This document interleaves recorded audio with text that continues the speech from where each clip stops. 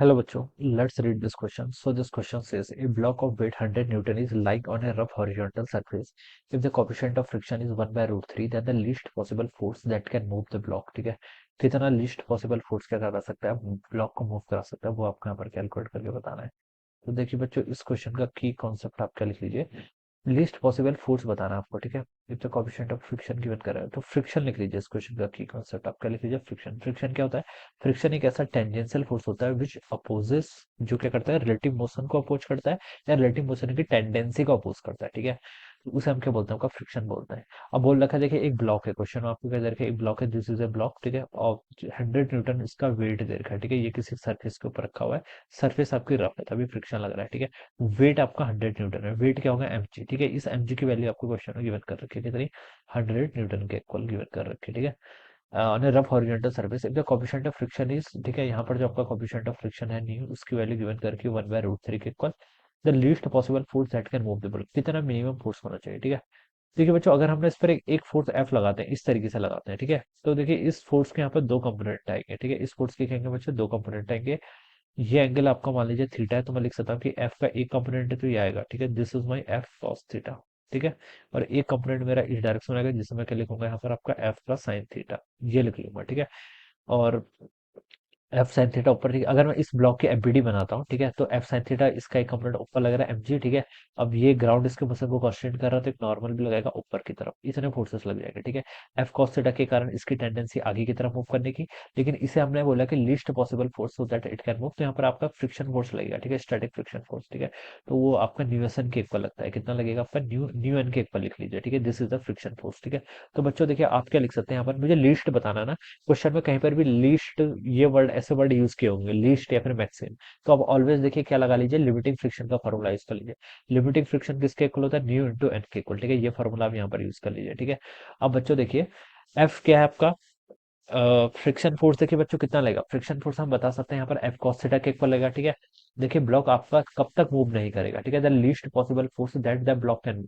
अगर आपका F cos theta friction एक दूसरे को बैलेंस कर रहे हो, तब तो आपका ब्लॉक क्या करेगा, मूव नहीं करेगा, ठीक है। और फ्रिक्शन किसके इक्वल है, आपका न्यू टाइम्स एन के इक्वल, ठीक है। तो जब तक आपका F cos theta it is equal to F, ये आपका स्मॉल एफ के इक्वल होगा, तब तक हम बता सकते हैं आपका ब्लॉक मूव नहीं करेगा। तो स्मॉल एफ को यहाँ से आप क्या लिख सकते हैं, एफ कॉस थीटा लिख सकते हैं। तो इसको आप लिख लीजिए, F cos theta is equal to कितना, न्यू इंटू एन लिख लीजिए, ठीक है। ये वैल्यू हो जाएगी। अब मुझे यहाँ पर नॉर्मल को सब्स्टिट्यूट करना, नॉर्मल देखिए किसके इक्वल होगा, ब्लॉक का देखिए वर्टिकल डायरेक्शन में कोई मोशन नहीं है, तो मैं बता सकता हूँ ऊपर को जितने फोर्सेस लग रहे हैं वाई एक्सिस के अलावा, उतने ही फोर्सेस कितने लगेंगे आपके, वो आपके बैलेंस हो रहे होंगे, ठीक है। यानी कि ऊपर को देखिए कौन सा फोर्स लग रहेगा, आपका एफ साइन थीटा लग रहा है प्लस नॉर्मल, इसको कौन बैलेंस कर रहा होगा, mg, तभी ब्लॉक आपका वर्टिकल डायरेक्शन में मोशन नहीं कर रहा है। तो यहाँ से आप नॉर्मल लिख लीजिए, नॉर्मल हो जाएगा आपका mg minus F sine theta का इक्वल, ठीक है। अब इस वैल्यू को देखिए इस इक्वेशन में पुट कर लूं, तो हम लिख सकते हैं F cos theta it is equal to mu times N, N कितना हो जाएगा आपका, mg minus of our F sine theta, ठीक है। ये वैल्यू हो जाएगी यहाँ से।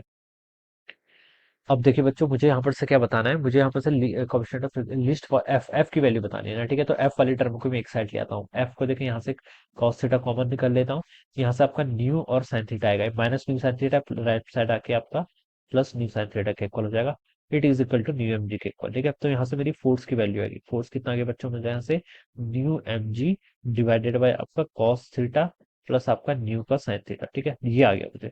अब मुझे क्वेश्चन में बच्चों लिस्ट वैल्यू बतानी, लिस्ट यानी कि इसकी मिनिमम वैल्यू। इसकी वैल्यू मिनिमम कब होगी, जब ये जो जो डिनोमिनेटर वाली टर्म है cos थीटा प्लस न्यू, ये न्यू साइन थीटा होगा, ठीक है। ये आपका न्यू साइन थीटा है, ऑलराइट।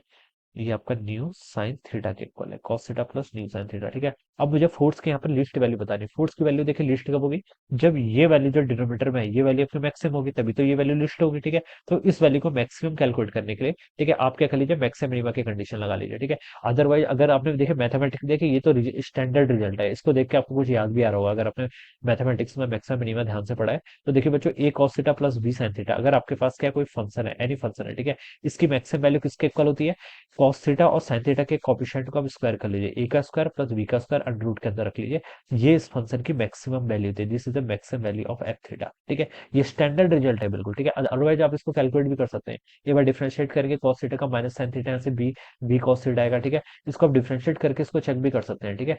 लेकिन ये रिजल्ट बहुत स्टैंडर्ड है, इसलिए मैं डायरेक्ट इसको यूज कर ले रहा हूँ, ठीक है। देखिए ये इन जनरल रिजल्ट है, ये आपको ऑलवेज काम आएगा, ठीक है। अगर कभी भी आपको ऐसा फंक्शन दिया हो फिजिक्स या फिर मैथमेटिक्स में, A cos theta plus B sine theta, और आपसे पूछा जाए इसका क्या, आपको इसकी आपको यहाँ पर मैक्सिमम वैल्यू बतानी है, ठीक है। तो आप क्या करेंगे, देखिए डायरेक्ट ये रिजल्ट यूज कर लीजिए, कॉस थीटा के कोफिशिएंट को स्क्वायर करेंगे, साइन थीटा के कोफिशिएंट को स्क्वायर करेंगे, अंडर रूट के अंदर पुट कर लेंगे, तो वो आ जाएगा, ठीक है। तो इसी तरीके से मैं यहाँ पर लिख सकता हूँ, जो यहाँ पर अगर मुझे एफ की क्या बतानी है, मिनिमम वैल्यू बतानी, तो डिनोमिनेटर मैक्सिमम होना चाहिए, ठीक है। तो F G divided by cos theta का कोफिशिएंट कितना है, देखिए 1, और साइन थीटा का कोफिशिएंट कितना, न्यू, तो 1 का स्क्वायर प्लस न्यू का स्क्वायर, ये अंडर रूट के अंदर आ जाएगा। तो ये रिजल्ट आपका आ जाएगा। अब बच्चों वैल्यूज पुट कर लीजिए, एम जी कितना है आपका, देखिए एम जी यहाँ से 100 न्यूटन के इक्वल गिवन किया हुआ था, ठीक है। तो ये आपका 100 यहाँ आ जाएगा, ठीक है। न्यू भी हो ऊपर, सॉरी, ये न्यू भी तो है यहाँ पर, ठीक है। इस न्यू पे लिखेंगे, न्यू की वैल्यू कितनी है आपकी, 1/√3 के इक्वल, डिवाइडेड बाय देखिए under root of 1 plus mu का स्क्वायर, ये आपका 1/3 हो जाएगा, ठीक है। 1 प्लस 1/3 4/3 हो जाएगा, और यहाँ पर आपका 100/√3, ये तो न्यूमरेटर में आ गया, ठीक है। 4/3 अंडर रूट के अंदर है, तो 4 का 2 हो जाएगा, बाय √3 इधर आ जाएगा, √3 से √3 कैंसिल, 100/2 कितना, 50 न्यूटन, तो 50 न्यूटन इसका आंसर आना चाहिए, ठीक है। जो कि आपको फोर्थ ऑप्शन में गिवन किया है। So this is how we will solve this problem, ठीक है। इस तरीके से बच्चों हम क्या करेंगे, इस क्वेश्चन को यहाँ पर आपका सॉल्व करेंगे, alright. So this would be the answer of this question. So I hope you are understood this concept. All the best and thank you so much.